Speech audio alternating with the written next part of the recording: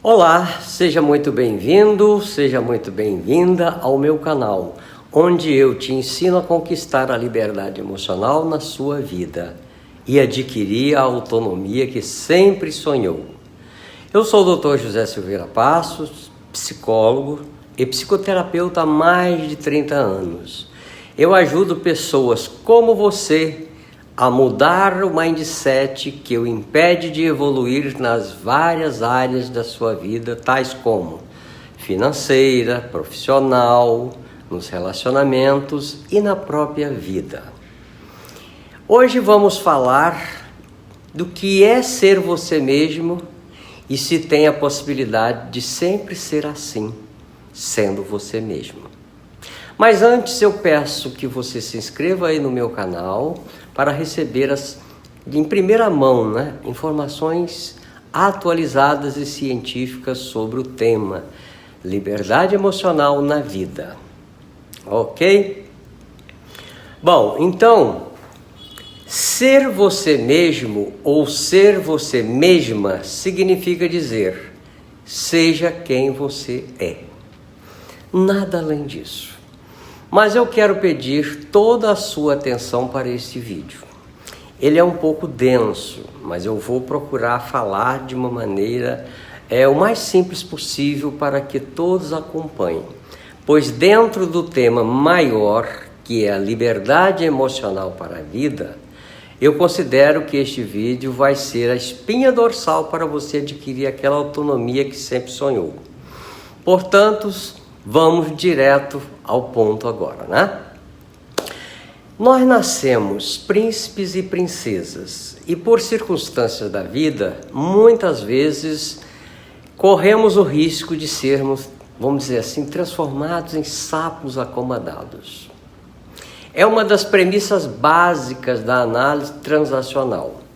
A análise transacional é uma teoria da personalidade que foi criada na década de 1950 por um psiquiatra canadense chamado Dr. Eric Berne. É o seguinte, ao nascermos trazemos conosco todo um aparato genético dos nossos ancestrais, E por conseguinte dos nossos pais. Muito embora seja difícil determinar com precisão, até que ponto a hereditariedade influencia a nossa personalidade, mas sem dúvida, estudos científicos apontam para um papel importante naquilo que somos. Não podemos deixar de lado as influências históricas evolutivas da nossa espécie. Não vou me aprofundar muito nesse tema, mas apenas para contextualizar. Nós temos aproximadamente 99% de justaposição de material genético com os chimpanzés. Chimpanzés é um macaco, Ou seja, somos mais chimpanzés do que imaginamos. Essa diferença de 1% é muito significativa. O desenvolvimento da linguagem em nosso córtex é um dos fatores que nos diferencia dos chimpanzés, ou seja, a linguagem faz essa diferença e está dentro desse 1%. Então, retomando a ideia de ser você mesmo ou ser você mesma, quer dizer, grosso modo, ser aquele príncipe ou aquela princesa que você foi ao nascer. Explicando melhor, temos a carga genética que determina traços da nossa personalidade. Mas o ambiente é que irá fazer a diferença na formação dessa nossa personalidade. Como assim? Você pode estar perguntando, O fato é que todos nós nascemos com plena capacidade de gerir a nossa própria vida de uma maneira saudável. A menos que o indivíduo tenha nascido com alguma afecção fisiológica ou neurológica, afora isso, à medida que a criança vai se desenvolvendo, ela vai também deixando de depender dos pais em determinados aspectos. Isto irá determinar o quanto essa criança criou em sua cabeça o que os pais esperam dela. Quais são as expectativas que esses pais ou os substitutos fazem a respeito dessa criança. Aqueles pais que têm como valor a obediência total do filho ou da filha, poderá estar passando uma coisa muito ruim a respeito do desenvolvimento dessa criança.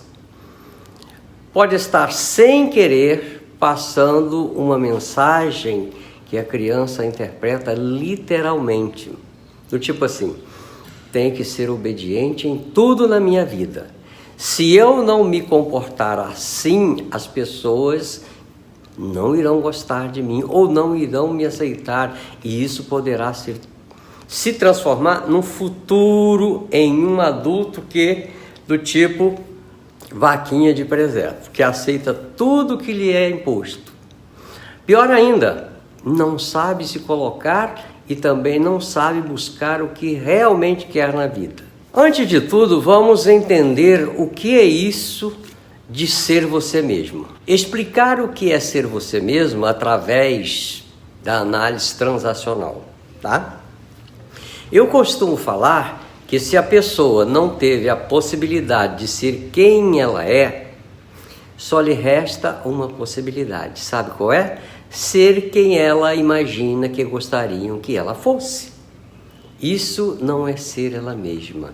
Ela vive em função das expectativas do outro. A pessoa que é ela mesma exerce 3 capacidades intrínsecas do ser humano.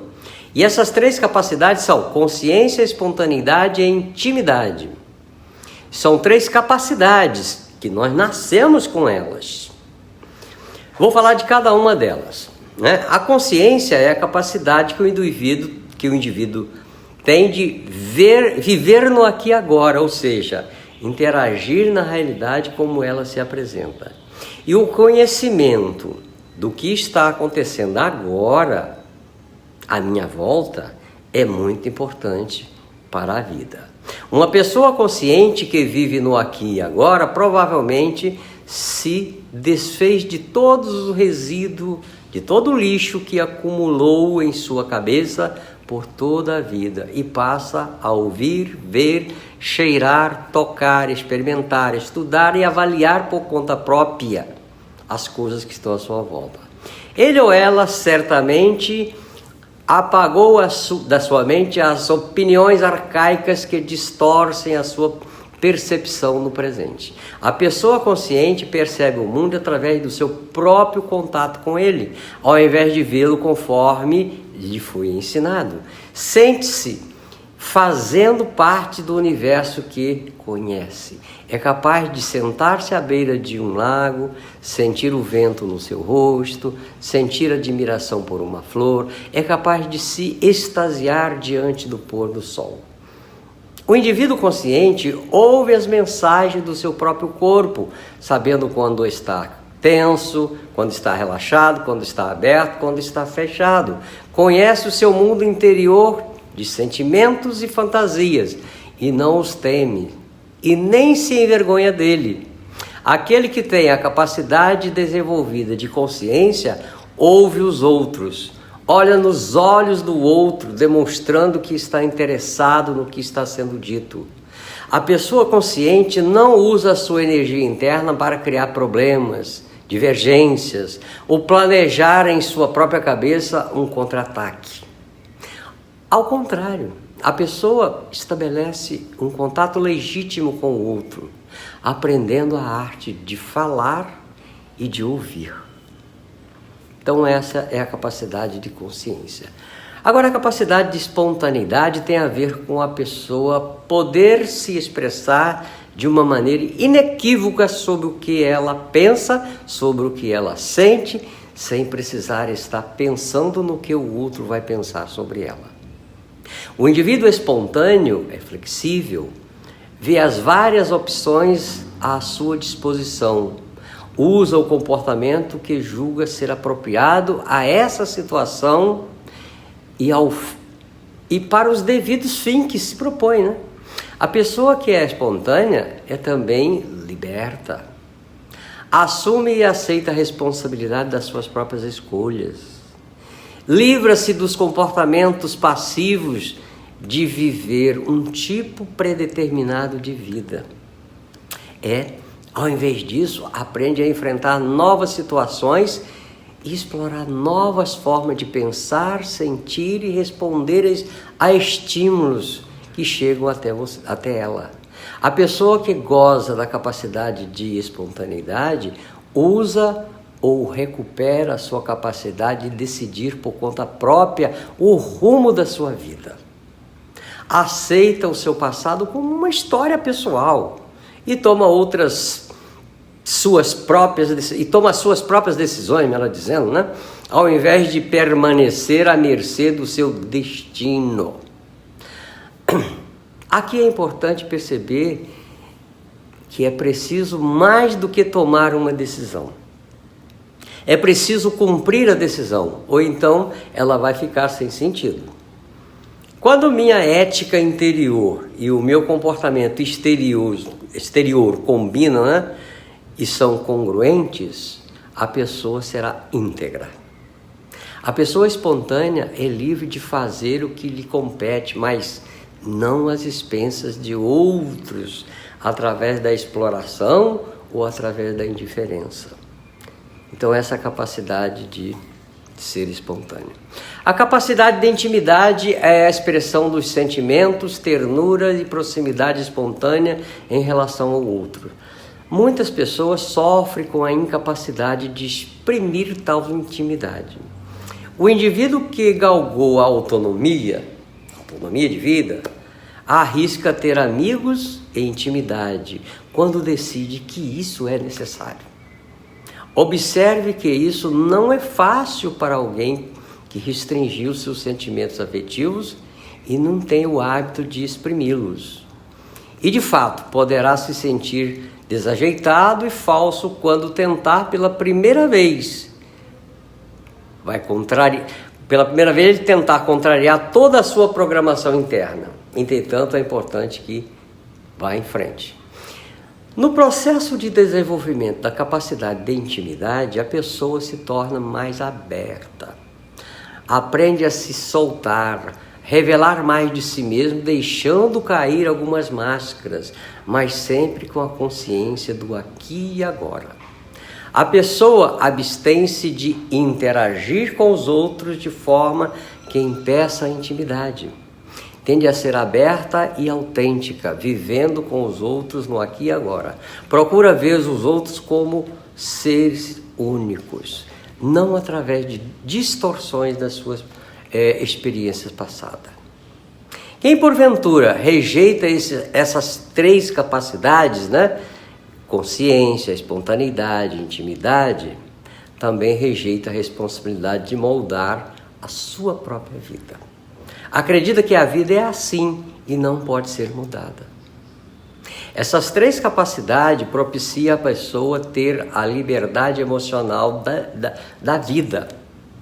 O que significa ter a autonomia que sempre sonhou? É ser você mesmo. Ou ainda, a pessoa está cada vez mais sendo ela mesma, vamos falar assim?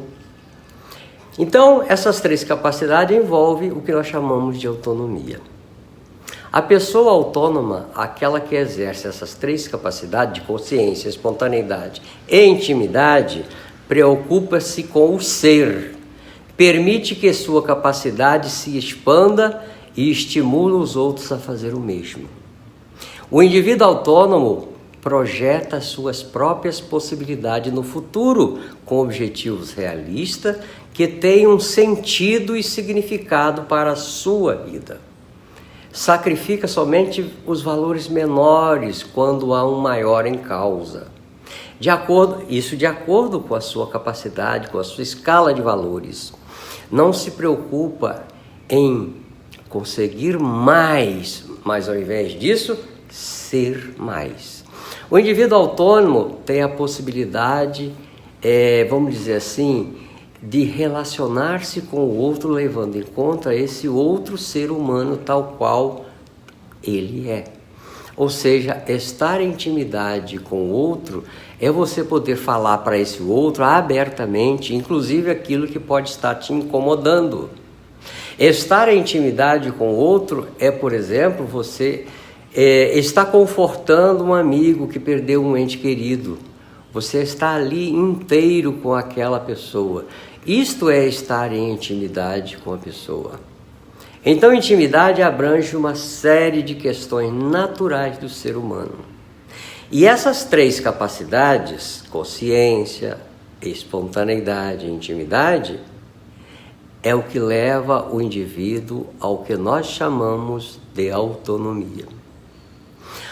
É autônoma no sentido emocional, mental e comportamental. A autonomia leva a pessoa a ser cada vez mais ela mesma. A pessoa sendo ela mesma, ela é autônoma.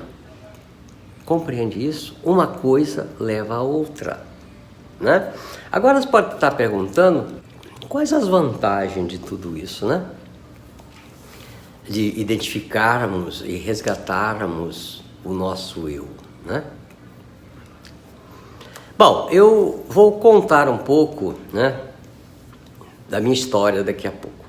Mas antes de tudo, para fazer isso, é preciso ter coragem para ser você mesmo. Porque implica resgatar o príncipe ou a princesa que você foi um dia. Seria como dizer de uma maneira prática, ser um ser humano vencedor. Um vencedor, vamos esclarecer um pouquinho a respeito disso, né? Não é um vencedor no sentido de derrotar os outros pela constante procura de vitória. Não, não é isso. Mas sim um vencedor de forma de reagir diante da vida. É preciso coragem para sentir a liberdade que vem da autonomia, ou seja, ser você mesmo. Coragem para aceitar a intimidade e o encontro direto com os outros. Coragem para assumir uma posição firme numa causa impopular. Coragem para escolher a autenticidade acima da aprovação e permanecer escolhendo sempre.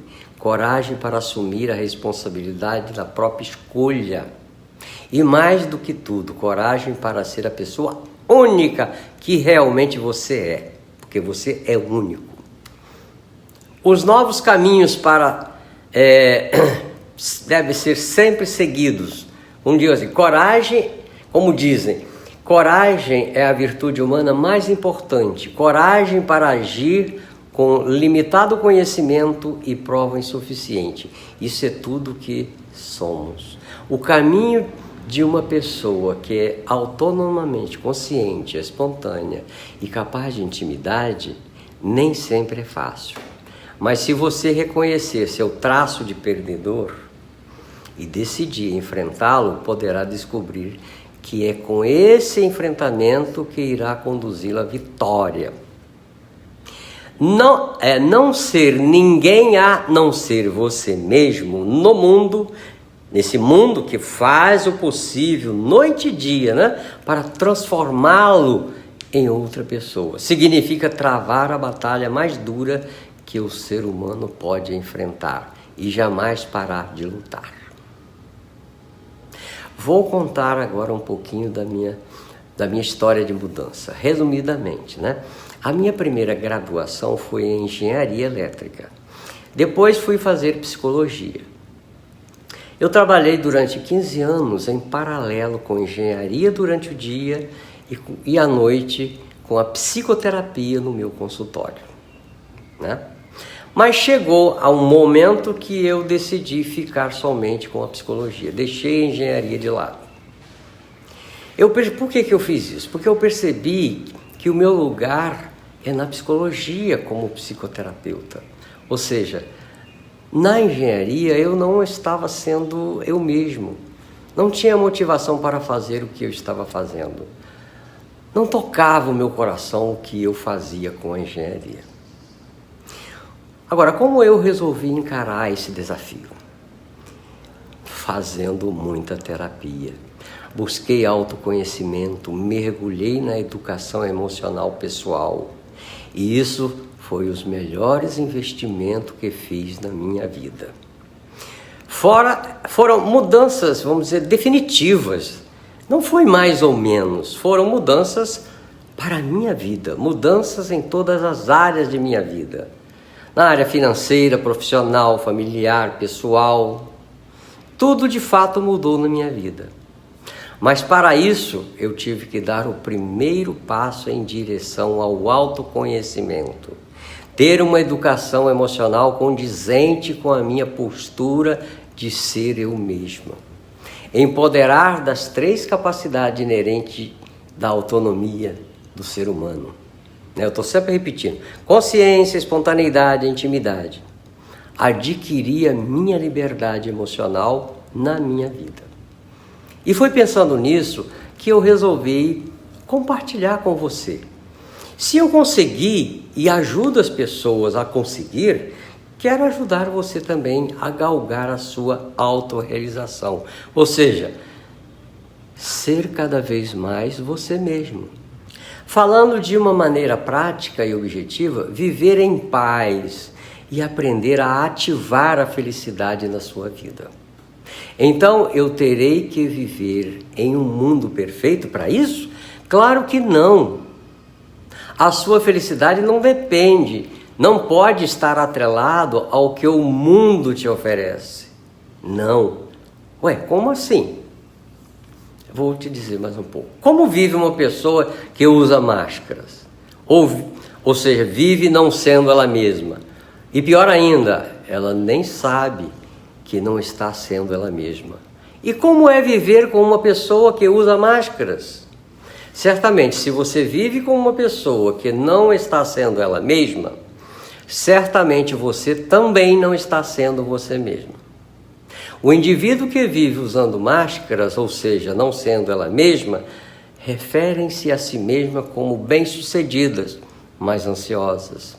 Bem-sucedidos, mas enganados. Ou bem-sucedidos, infelizes. Outros, eles revelam totalmente